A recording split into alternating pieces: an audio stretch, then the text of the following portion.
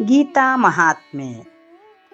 ಅಪರ್ಯಾಪ್ತಂ ತದಸ್ಮಾಕಂ ಬಲಂ ಭೀಷ್ಮಾಭಿರಕ್ಷಿತಂ ಪರ್ಯಾಪ್ತಂ ತ್ವಿದಮೇತೇಷಾಂ ಬಲಂ ಭೀಮಾಭಿರಕ್ಷಿತಂ.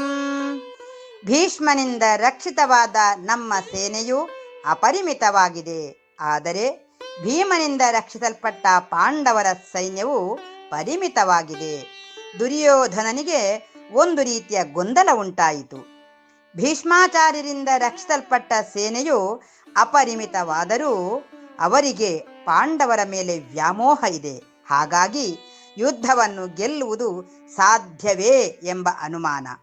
ಪಾಂಡವರ ಸೇನೆ ಚಿಕ್ಕದಾದರೂ ಅಲ್ಲಿ ಭೀಮನಿರುವನಾದ್ದರಿಂದ ಬಲ ಹೆಚ್ಚು ಎನ್ನುವುದು ದುರ್ಯೋಧನನಿಗೆ ಗೊತ್ತಿದೆ. ಹಾಗಾದರೆ ಸಂಖ್ಯಾ ಬಲಕ್ಕಿಂತಲೂ ಏಕಪಕ್ಷೀಯತೆಗೆ ಹೆಚ್ಚು ಪ್ರಾಧಾನ್ಯತೆ ಉಂಟು ಎಂಬುದು ಇಲ್ಲಿ ವಿಧಿತವಾಗುತ್ತದೆ.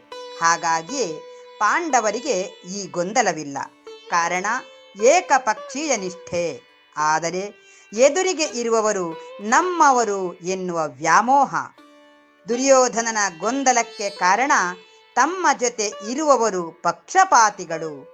ಕೇವಲ ನನ್ನ ಅನ್ನದ ಋಣವನ್ನು ತೀರಿಸುವುದಕ್ಕಾಗಿ ಇರುವವರೇ ಹೊರತು ಕೌರವರನ್ನು ಗೆಲ್ಲಿಸುವುದಕ್ಕಾಗಿ ಅಲ್ಲ ಎಂಬುದು.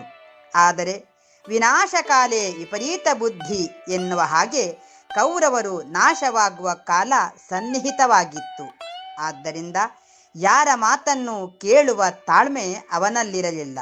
ಅದಕ್ಕೆ ದ್ರೋಣರಿಗೆ ಧೈರ್ಯವನ್ನು ಹೇಳುವುದರ ನೆಪದಲ್ಲಿ ತನಗೆ ತಾನೇ ನಮ್ಮದು ಅಪರಿಮಿತವಾದ ಸೇನೆ ಎಂದು ಹೇಳಿಕೊಳ್ಳುತ್ತಿದ್ದಾನೆ. ಇವನ ಅಂತರಂಗಕ್ಕೆ ಗೆಲ್ಲುವುದು ಅಸಾಧ್ಯ ಎಂದು ಗೊತ್ತಿದೆ.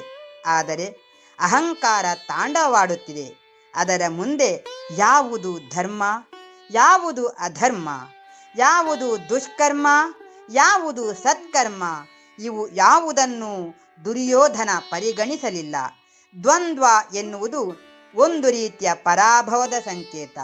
ಜೊತೆಯಲ್ಲಿ ಅಹಂಕಾರವು ಸೇರಿತು ಅಂತಾದರೆ ಭಗವಂತನ ಇರುವಿಕೆ ಅಸಾಧ್ಯ.